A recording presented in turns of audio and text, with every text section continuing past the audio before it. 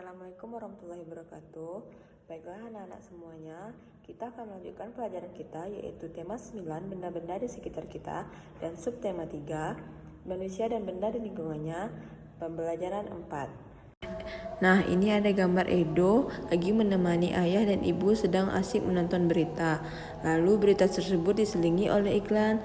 Iklan tersebut mempunyai cuplikan gambar seperti berikut.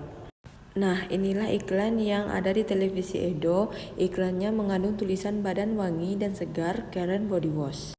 Apakah anak-anak ibu semua tahu informasi apa saja yang diperoleh dari iklan tersebut?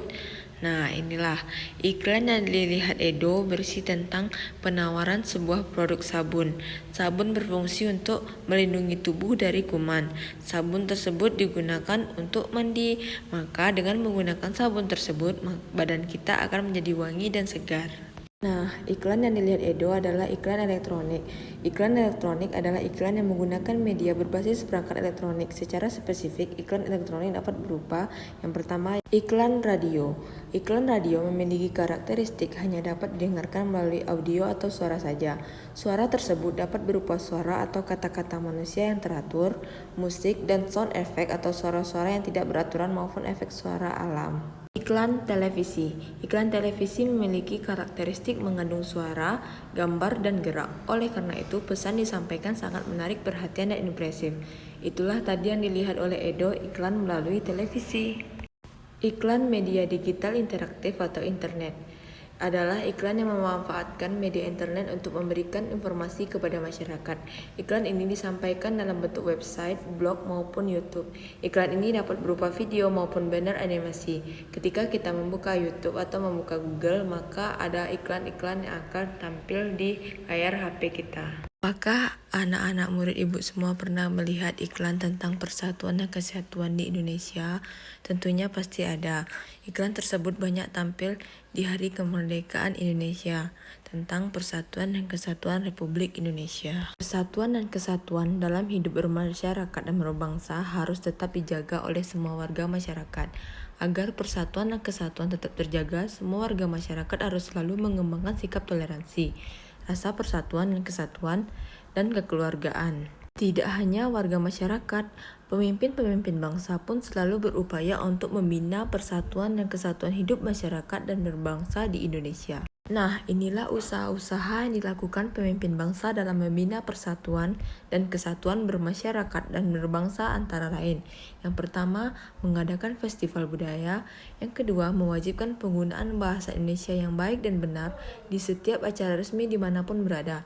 Dan yang ketiga, menjalankan pemerintahan secara adil dan terbuka.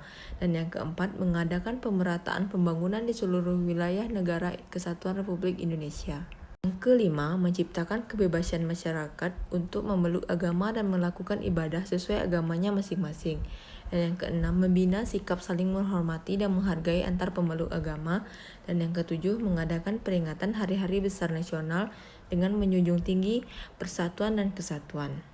Jadi kita sebagai warga Indonesia yang punya sikap rasa persatuan dan kesatuan, kita tidak boleh membedakan agama, ras, suku, dan budaya yang ada di Indonesia. Kita meskipun berbeda-beda tetap bersatu jua.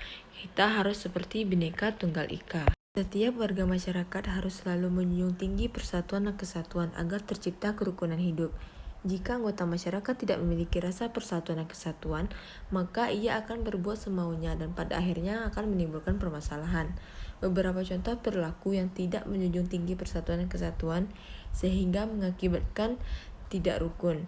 Antara lain yang pertama, anak-anak di sekolah akan lebih memilih teman di sekolah. Yang kedua yaitu terjadinya pertengkaran antar warga. Yang ketiga, tawuran antara pelajar dan warga. Yang keempat, merendahkan atau mengejek agama lain sehingga terjadilah perselisihan. Yang kelima, konflik antar suku dan lainnya. Perilaku-perilaku tersebut harus dihindari dan diupayakan tidak terjadi dengan cara memperbesar rasa toleransi.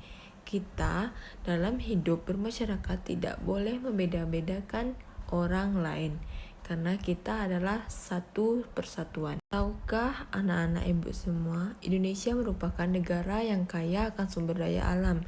Indonesia terdiri atas berbagai suku bangsa dan memiliki budaya masing-masing.